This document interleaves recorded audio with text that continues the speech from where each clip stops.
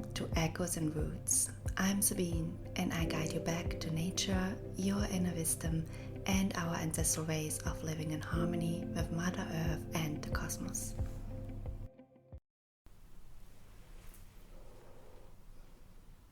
Hello everybody. Today I'm going to investigate the question, are nature spirits real? We all know these stories from different mythologies about gods and rivers and nymphs, water spirits and dryads, spirits, beings in the trees, etc. And the question begs, are they real? Were they real? Did they live on Earth? And before we start, I invite you to just for a moment close your eyes, if you can, if you're not driving. Taking a deep breath and just connecting to a piece of land that you've been to that felt very alive. Where you maybe felt, well, maybe there's more here.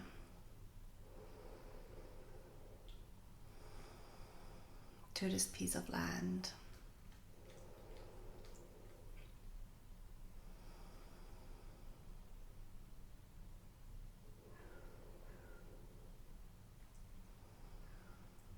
Just feeling into the spirits of the land, and with that we start.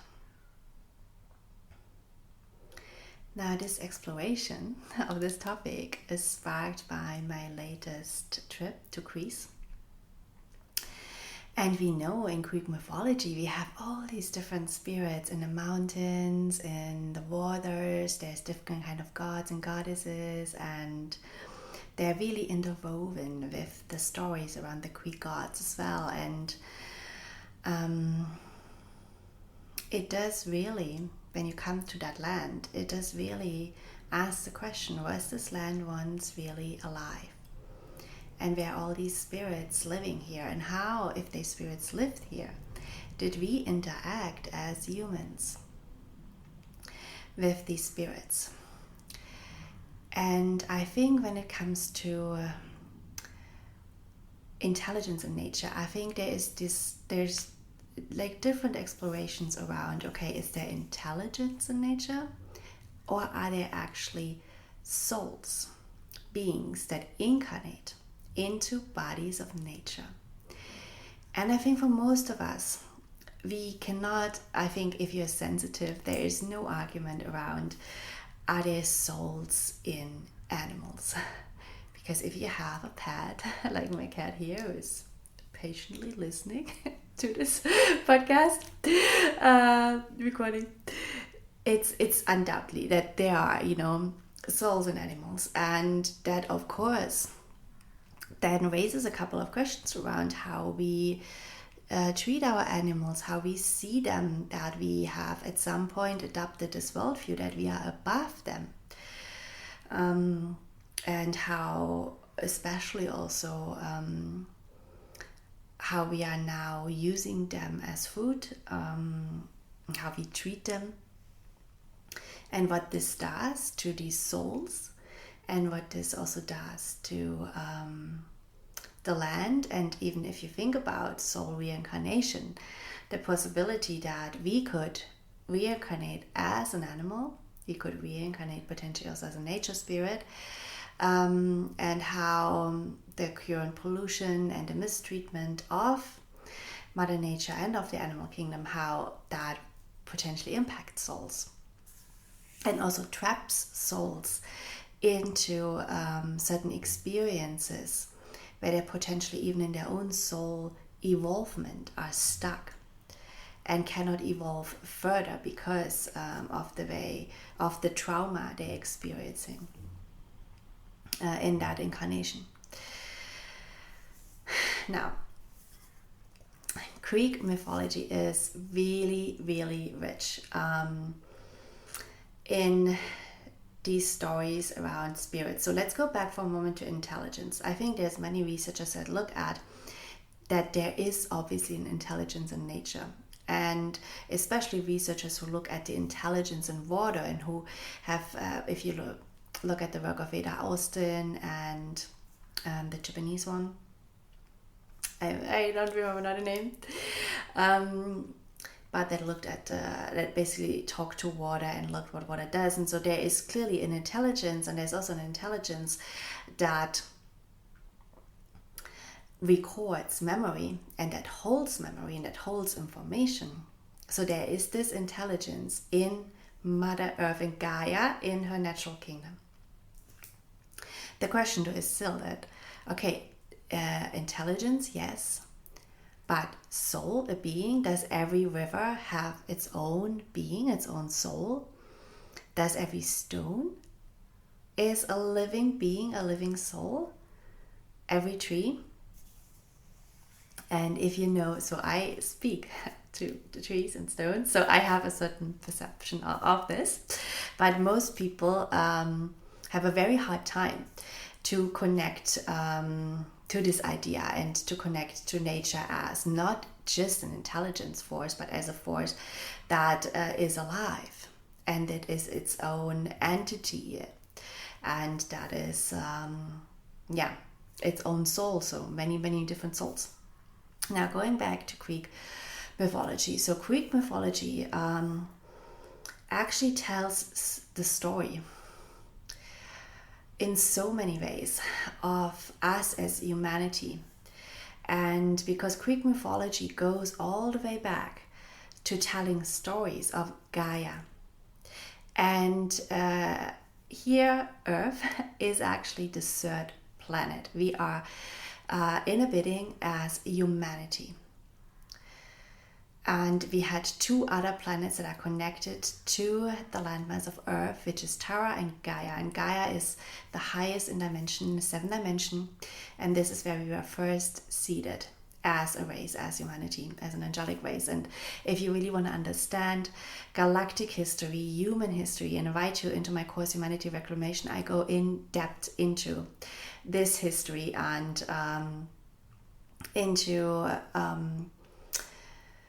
the different seedings, what happened to us, why we have lost this knowledge as well, etc. But Greek mythology has many stories of this, and in these stories of Gaia, you find all of these nature spirits and these souls inhabiting different bodies of nature. And there is a bigger story here around that, because now of course we find it very hard to see them, to feel them, to tune into them. And what I've also noticed on many of my trips, a lot of nature is dormant. So it isn't just that we cannot perceive anymore these spirits, but it's also that many of these spirits literally have abandoned the place they usually inhabit or became really dormant, because they are no longer interacting with the fabric of life, how different places of nature and how humanity, also how we used to interact with these souls. I mean, we have many indigenous civilizations that still know certain places as sacred, and they call it, it's Mother Goddess, it's a father this, and they know this about the sacredness of certain lands and the spirits of certain lands. And they have asked in the past, especially when I was in Canada now, in the summer, and was researching into the history there of the indigenous civilization and how they interacted with the trees.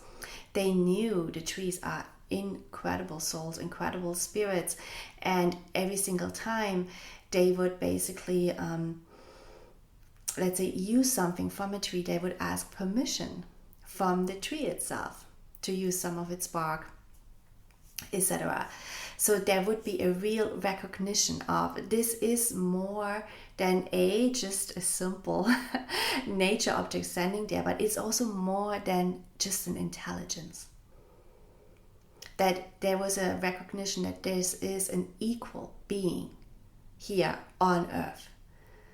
And many beliefs, especially around tree spirits, say these are our ancestors, the same with whales. And I personally also truly believe that we have ancestors incarnated with a lot of wisdom into veils, but also into trees. And obviously when we start connecting with these spirits, there is just a lot of memories and information for us there, but also a lot of connection to Mother Earth herself and a lot of homecoming and belonging. Now, coming back to Greece. The Greek mythology and history also very much shows what happened to many of these spirits and to the consciousness of Gaia herself. So obviously we are now here on planet Earth. We are no longer seven-dimensional Gaia. We are in the third dimension now. Some things happened to us and to those planets, Gaia and Tara. And part of what happened, so many infiltrations, enslavements, and holocausts and all kind of things. But there was literally an enslavement of the spirit, the template itself of Mother Earth, of Gaia. And with that came harm and abuse on spirits' souls that that incarnate into stones and trees and bodies of water. And so these spirits no longer are visible in the third dimensional realm because there's so much interference here and so much distortions in the energetic fabric of Earth herself. And it literally takes us, from what I've learned with my interaction with nature, it takes us to bring back the consciousness from ourselves to recognize these are conscious beings, and this is where they can actually almost like show themselves again and anchor themselves again. It's like an overlay, because Gaia is also, it's the past. It was our seven-dimensional home, past, but it's also the future. And it's like a dimensional layer around Earth. And in order to anchor Gaia here on the physical plane of Earth itself, it's literally bringing back this awareness that there are spirits. And in Greece is a landmass that holds incredible amount of light, but also incredible amount of darkness, because it's so connected to our history of Gaia and how we originally lived as angelic humans, and to the history of the Holocaust on angelic humans and the enslavement of Gaia's own template and spirit, and distortion in terms of frequencies that are coming in. And you can find this actually very much so to present day in Delphi. And I'm bringing out a whole workshop on what's happening energetically in Delphi, because it's not good. There's a lot going on there, and it's for people who work with the land and who are connected also to one of the original tribes of humanity that was seated in the Ionian Islands of Greece and also Lake Titicaca, Bolivia. This is history that's very tied into their DNA and memories tied into their DNA. And for those people, it's really beneficial to understand what's still happening to this day, especially at sites like Delphi that used to be really sacred, that used to be dedicated to Mother Gaia, where you had water spirits that were embodying her solar goddess templates, and that were holding her wisdom and bringing down her prophecies, and how these were literally chased and abused and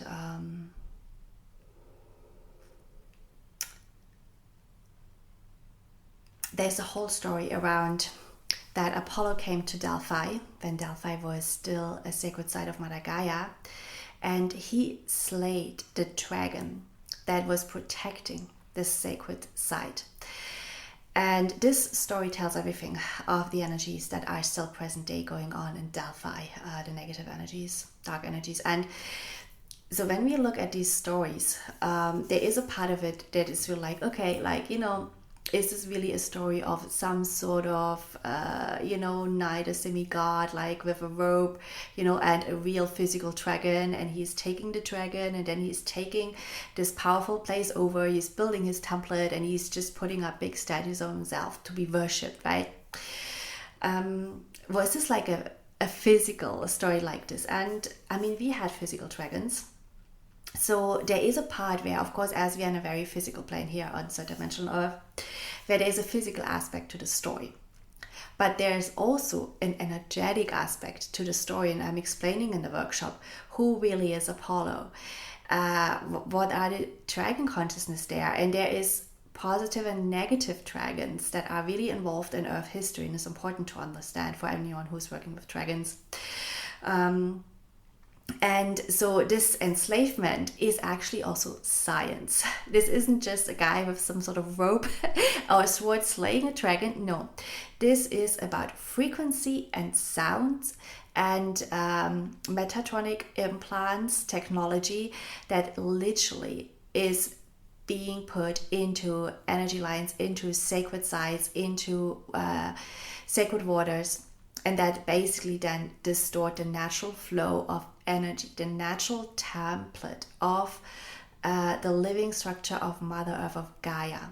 And when the natural template of Mother Gaia becomes distorted through these implants, through these reversal frequencies, through these disharmonic sounds, what happens is that life that originally was abundant, was flowing, was healthy, basically moves into sickness, moves into decay, moves into playing out of timelines of war and division. And that's very much what's happened at Delphi. It's literally, there are many time gates there from which our time was influenced negatively, while previously we had Mother Earth there who, and her spirits who wove time in a positive way, because this is what we as angelic humans, together with the natural kingdom of Gaia, initially did.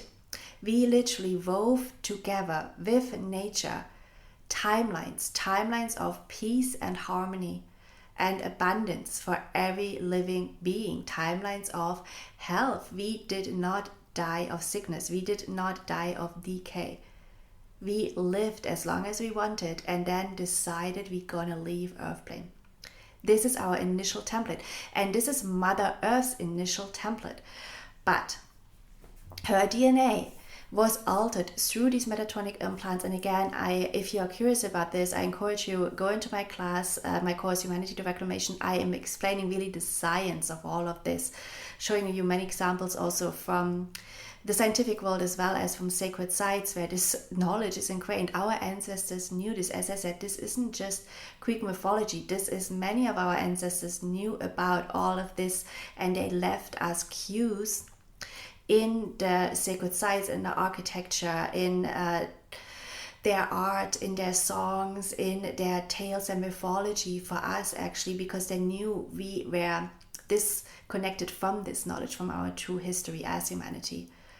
And as we are disconnected, we are basically in a total state of darkness. But the moment we reconnect to our true history and to our true science and true templates of health, abundance, and harmony, we can basically bring that back on Earth. Now, where was that? Exactly, tempering of Mother Earth. So what happened? Literally, Mother Gaia, as when Gaia fell, was infiltrated, and then later on Tara as well, fifth dimensional Earth, the DNA template, the morphogenic field of Mother Earth, was altered with these implants that distort energy. So this is now part also of the natural kingdom, of the animal kingdom, and of us.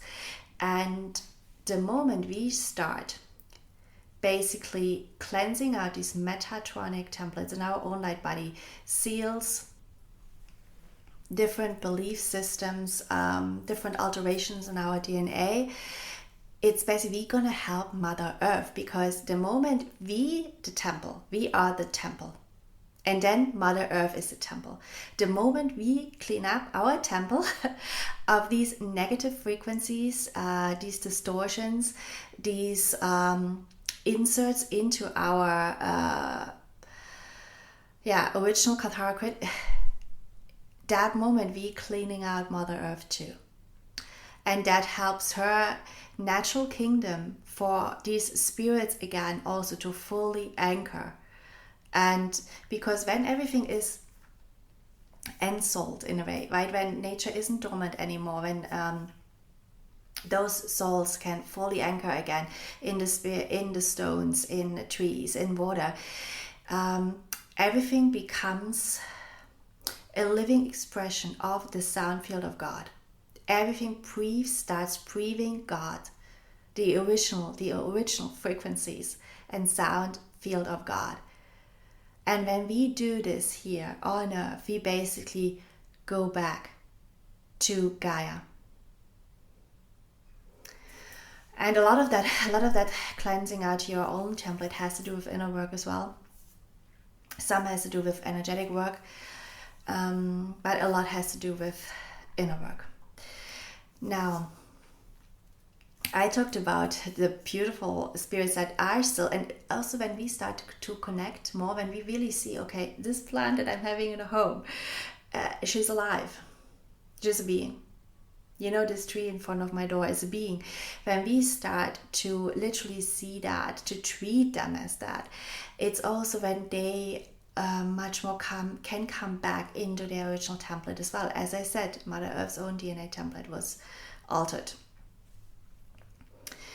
And now I want to talk about, for a moment, about negative spirits in the natural kingdom.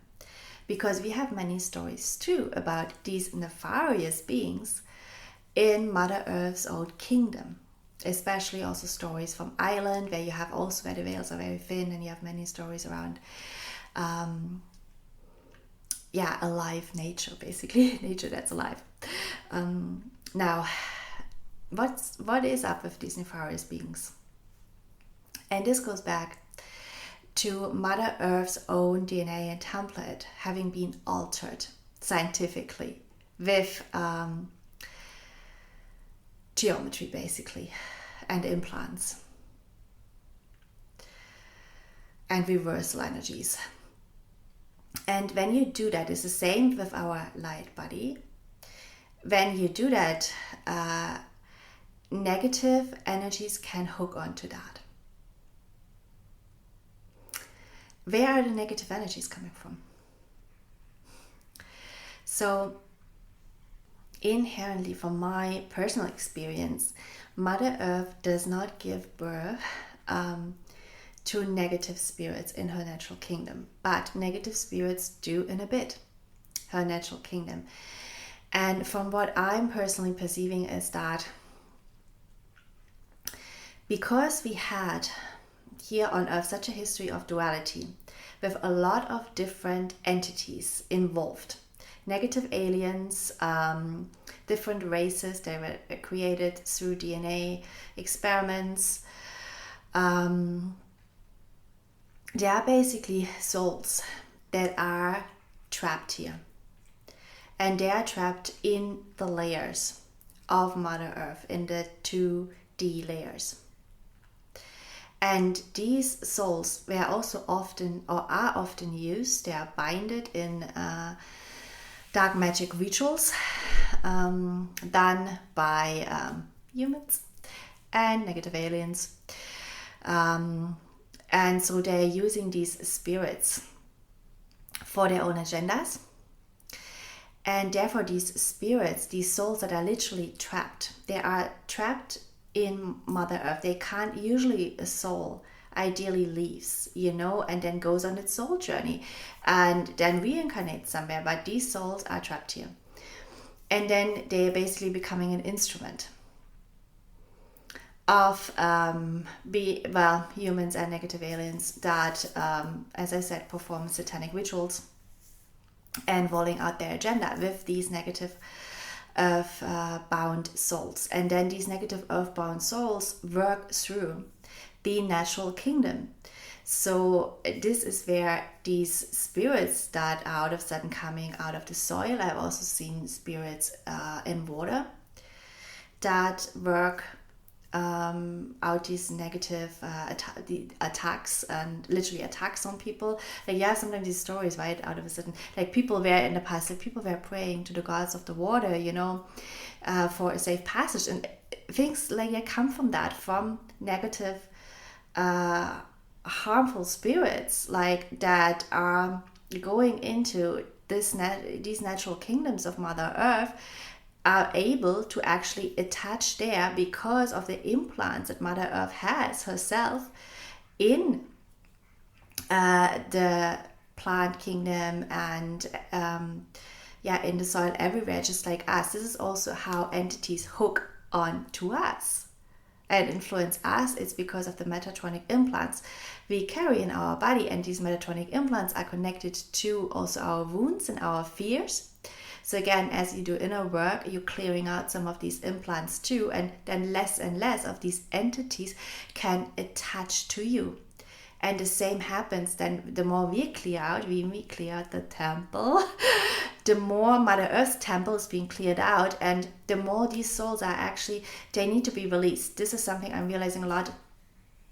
Work that also all the really positive spirits, because usually the spirits, the souls in nature are positive. They are really an expression of the love of Mother Earth. Like I've not yet to this day have not come across a negative spirit in a tree. As I said, I have seen them in the soil. I have seen them in water as well, in larger bodies of water. I don't know about the air, but yes, I think so. But there is so many, the original spirits there are really peaceful. They are really peaceful. They used to live, as I said, a peaceful life. And then all of these souls got trapped into their own kingdom. And then these souls, again, they are also, in some ways, they are not negative either. They are being used for a negative agenda, because they are binded with certain soul contracts to these dark magicians. And a lot of work that's been also done by Mother Earth, and where we also can assist, is to actually release these souls from Earth. Because these souls, these are also souls, for instance, when you consider the Nephilim, this a race that was created by the Anunnaki, by Enki, to fight against humanity. The Nephilim souls, when the Nephilims were being tried, because the Nephilims were not allowed to be on Earth in the first place. You cannot just, that's the thing with the negative aliens, you cannot just create any race and put it on any planet. This is not under the law of God. And then usually God has to do some sort of cleanup action. So the Nephilim kind of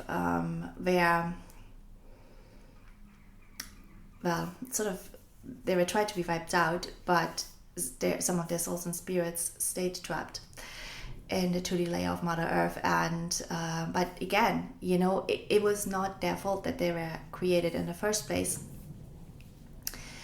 And these spirits do need to go back to their soul home and be able to be on a path of soul evolvement and freedom, because it's just not right to entrap souls anywhere. But these are, in my experience, these negative spirits, and they are being, it's also for us to understand actually what are black magic rituals, because there are many, many black magic rituals done by all kind of different, also indigenous civilizations, that are using nature spirits,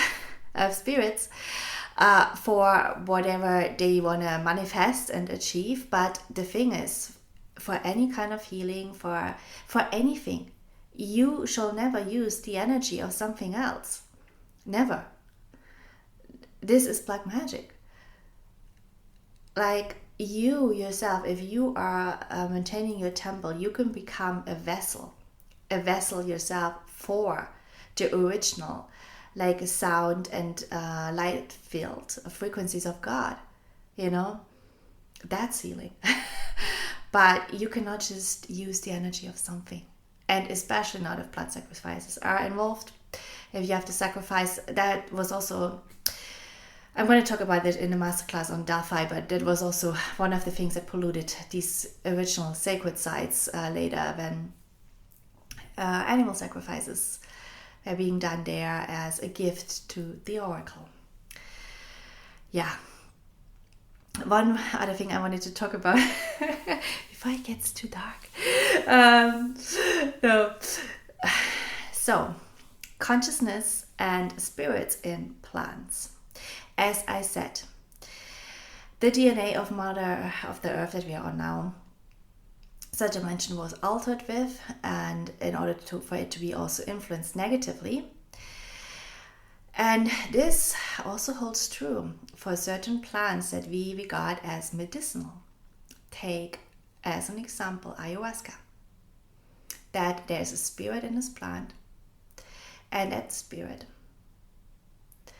was altered by negative forces.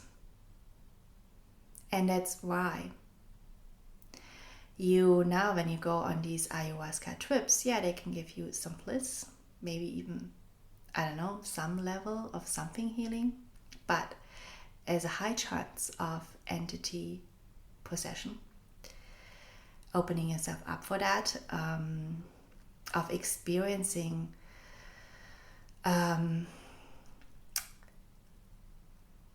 of having experiences in the lower astral layers specifically that are actually not real. In a sense, not real, I mean like these are memories you're getting back about past lives, about things, and they are dark memories and you regard them as real, but they are not. There is, in the lower astral plane, there is a whole AI technology that is creating, it's part of the Armageddon software. It is creating all these timelines and these memories for us of suffering and destruction and trauma specifically, and people that, for instance, are abusing substances are being pulled into these lower astral planes and have all kind of experiences there on both ends. It can also be bliss experiences, but it's not a real bliss. It's not a real bliss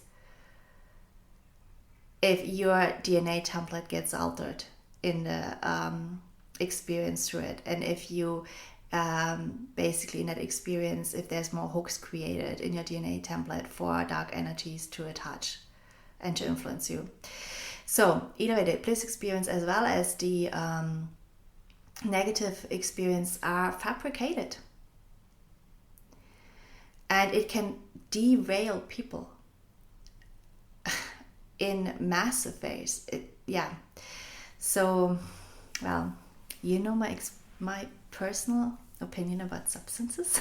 I've spoken many times about this, but I did wanted to throw in the explanation here also about some of these plants and were those spirits once sacred?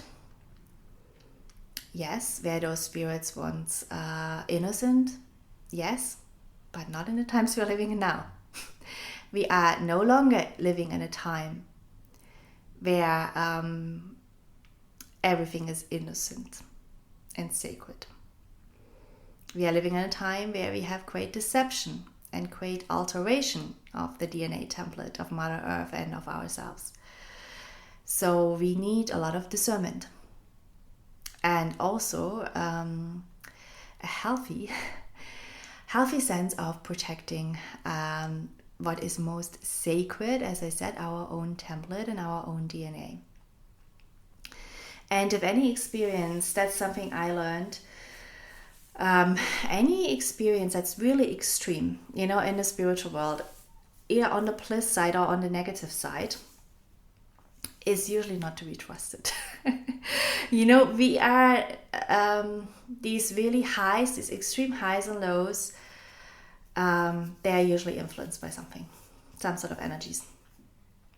We are more here to experience a more balanced, harmonious, general spiritual experience in life. And that's also for me when I connect to nature. So I believe, right, in the aliveness and in the souls in nature, and I absolutely love to connect to the spirits in water and in trees. I can really see spirits in trees. I have not yet fully seen like spirits in water in the sense that I feel like, oh, Poseidon is coming out of the ocean, even though I do believe in I've seen underwater civilizations actually, but let's say if it comes to a river where I say, wow, there is a river god coming out, but I also think that has to do with the amount of pollution we have in nature, in water specifically, that it's really hard for us to tune into. And it's hard for these spirits to fully anchor there, because in a polluted water, it's so hard for these pure, as I said, these souls originally were very pure. The original spirits of nature are pure. They are pure spirits, and it's going to take quite a lot of work to release all these trapped souls that are being used for negative agendas from Mother Earth's second dimensional plane, and then also to literally clean up the pollution in the natural kingdom, and heal the trauma in the animal kingdom, and also the trauma in the plant kingdom, to literally have these spirits return to it's the same journey. They're on the same journey as us. It's also for us, right? We are healing trauma. We are healing abuse. We are healing our own shadows. It's integrating our own shadows that eventually is going to allow us to return back to our angelic human DNA, where we are being able to live in harmony and to live in peace with each other, right? But it's like right now we are seeing the shadows, we are seeing the darkness, and we have to integrate history and integrate that. And it's a little bit with Earth herself, with her natural kingdom. So it's integrating that, healing things, and then for Mother Earth herself to come back into this equilibrium where all the spirits in her own kingdom are really these very beautiful, harmonious, and just really positive spirits. But I encourage you, because there are, as in our world, right, there's a couple of dark players, and then there's everybody else who is like really just good people. That's what I mean. I talk about the darkness, I talk about dark spirits in nature, but it's not that it's like 90%. No, it's like it's a very small percentage, right, of like nefarious energies in Mother Nature, as well as when you look at humanity, like it's a very small percentage of people who control everything and who is stirring up all kind of problems. And the rest of us, we have our duality, we are trying to work through that, we're trying to sort of really understand our own duality, integrate our shadows, but we have a really good heart. Humanity, and I always also think like the heart of Mother Earth is such, Mother Earth herself is so pure, like her consciousness, her original consciousness, especially when you look at Gaia, when you look at Tara, and now what we are bringing back here on Earth, right? That consciousness is so pure and it's so loving. It's really, that is Earth, we humanity with the original planet Gaia, and then going down here to the third dimension, we were created as literally this absolutely expression of the beauty of the cosmos, of the beauty of God's creation. And the heart of God, in a way, the love of the God field, it's flowing. It used to flow here. It's going to come back fully, It is flowing through us, and it's flowing through the human heart, and it's flowing through the spirits in nature. And that's why I love to connect to the spirits in nature. And I'm not going to be thrown off by, a couple of one or two dark little critters who crawl around somewhere, because the majority of spirits I'm connecting with are just absolutely incredible. And there's so much wisdom there. They are sometimes very shy, but they are so wise, and they are just so they're just so beautiful, like, especially, oh my god, I really encourage you to connect to stones, like, because a tree, like, there's more and more tree huggers out there, right? So, like, trees get some love, and of course we should give love to trees. We do need more work on water. Giving more love to water, very important. But then, stones are so overlooked. Like, there's hardly anyone who goes out and is like, oh my god, you are a beautiful spirit in a stone. And we have in stones, like, there is this really special spirits that incarnate in stones. And then, of course, whole mountain ranges are like, they're on a different level of consciousness, They are these incredible own full rounded beings, and they are real goddesses. They're the real goddesses and gods of Mother Nature. Like, always humanity wants to crown themselves, but I think the real ones are like out there in nature with the mountains, and this so awe-inspiring nature. And she gives, and that's another thing, right? These spirits, they give to us all the time. I mean, we've forgotten them, we abuse them, we neglect them. It just goes on and on, but they have not forgotten us. Like, Mother Earth gives in abundance to us. She's like taking care of us every single day. And I had this every single time also when I came across a trapped soul, let's say, because it's not really nefarious, these beings in nature, they're trapped souls. But are sometimes in being used by whatever dark energy from the astral that wants to stir up some trauma. There was always other spirits in Mother Nature that protected me, always. Like, I find this so incredible, It's like always like a cartoon movie, like some spirits throwing some rock at you, and then there's another spirit who's like putting it out of your way, kind of thing. But it's like that, and we are protected. That's why there's so many incredible spirits in nature, and they do protect us, especially if we look out for them and we recognize them. And they protect our homes as well. Oh my god, let's not forget this. I spoke too much about the darkness here, but let's not forget, we have all these guardian spirits that protect the land we live on. They protect the produce, they protect our homes, especially when we start actually connecting to them and speaking to them. And they look out after us every single day. And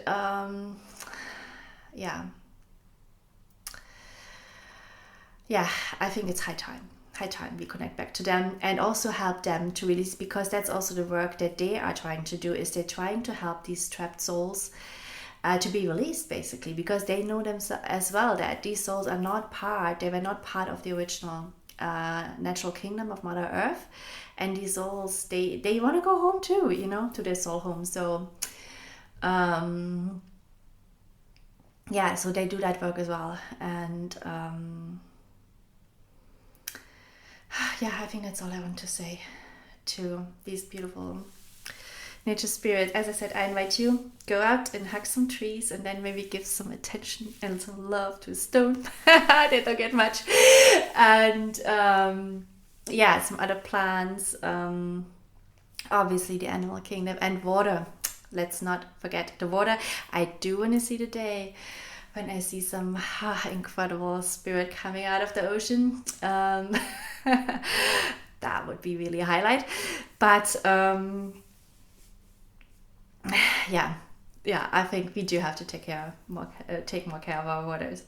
So with that being said, as a little reminder, if you're curious about what's going on in Delphi and on the grid lines there, and also there's going to be a lot about Greek history and the landmass and the original tribe that was there, which is absolutely incredible. That tribe connected to Gaia, to all of these, our angelic human living on 7-dimensional Earth. So this is a really nice tribe of humanity with so much very rich history. And a really important one. That's why Greece is so important. It's a really important tribe, as I said, as we are going back up there eventually. Yeah, hopefully. Let's say hopefully, because we never know what's gonna happen. So exactly, I invite you to my workshop. It's on the 9th, I think 9th October, about Delphi and Greece, and there's a replay, of course, available. And if you want to know more about all of this Earth history, come into my course, Humanity, the Reclamation. There's tons of content out there. So with all of that being said, thanks so much and enjoy your time out there in nature with the spirits. Follow me on Instagram for grounded spirituality, ancient wisdom, and nature-based living.